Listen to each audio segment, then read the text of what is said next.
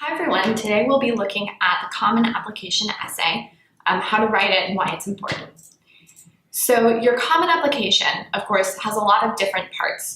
You have your main essay, which gets sent to every school that you apply to through the Common Application. You have your supplement essays, which are specific to each school you apply to.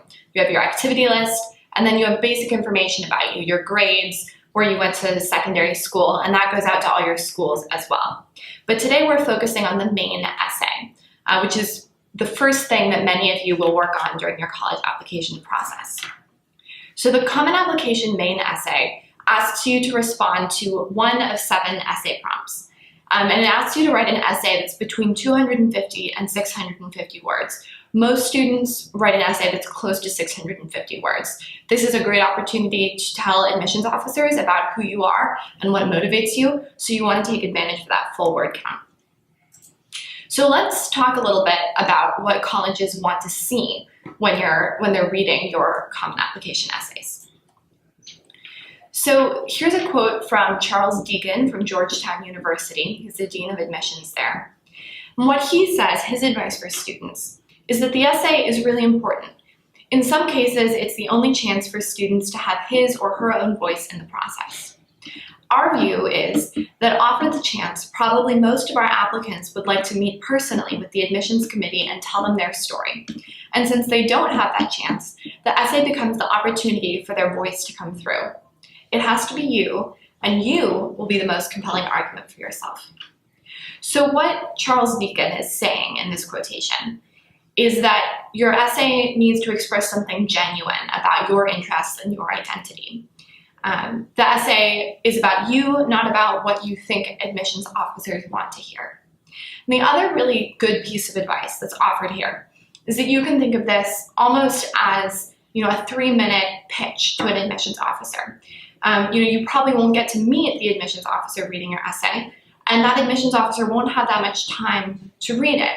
But so you can imagine this as almost a short conversation. What would you tell this person if you had them in an elevator for 3 minutes and you could introduce yourself, pitch why you should be accepted to this school?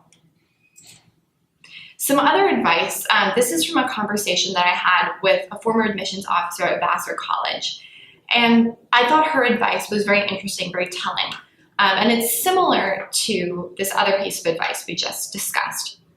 She says, the most important thing is for the student to make sure that the essay is about him or her. She says, a lot of kids write about their parents, their friends, their favorite teacher, but not about themselves. Many people write about winning or losing a big game or the death of a relative or dealing with a parent's divorce. And those are all really major events in someone's life, but they're also experiences that are fairly common. Admissions officers read dozens of those essays every week. So she said sometimes it's not the big events that are the most compelling essays, but the everyday, mundane, seemingly unimportant topics. She told me that her favorite essay that she'd read last year was written by a student who had failed the driver's test 3 times and then finally passed it.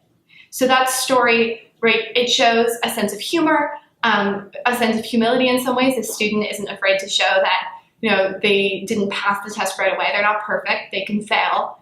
But it also shows determination, persistence, and hard work. So that's a nice balance between different kind of values you might want to communicate, but it's told through the lens of this sort of everyday event. So one of the other things that admissions officers are looking to see is, can you write? Are you a good writer? So your essay should have good writing and strong language skills, so no typos, and that's something that we can help you with at APolish, right? That's your writing specialist, editing specialist will work with you to make sure that your grammar and language is as smooth and professional as it can be. But they also want to see that you can tell a story well, right? So a story with a beginning, a middle, and end, a strong reflection. So those writing skills are something we can help you build. Then, right, there's the content of the essay. And what admissions officers want to know is, who are you? So your essay should show that you would be a valuable, positive member of the college community, that you would make a positive impact. You also want your story to feel authentic. So tell the truth and write in a way that sounds like you. So of course you want to have, professional language, but you also want to show your personality a little bit. And your essay, the best essays show a transformation from the beginning of the essay to the end of the essay. How have you grown? What story are you telling about your personal development? And your essay should also show creativity and originality. So some of those mundane essay topics that the admissions officer from Vassar was telling about, right? Failing a driver's test, that's not necessarily a really exciting event to write about, but you can make it interesting by describing it in a creative way. Tell the story in a way that could only be told by you, not by someone else. Colleges want to know who you are, and that means thinking about your identity. You can break down the idea of identity into 4 categories. I think this is a really helpful way to start brainstorming your essay ideas. Right? Your identity is made up of things like personal qualities and characteristics, relationships with other people, so that could be family members, friends, teachers, experiences that you've had that have been really transformative.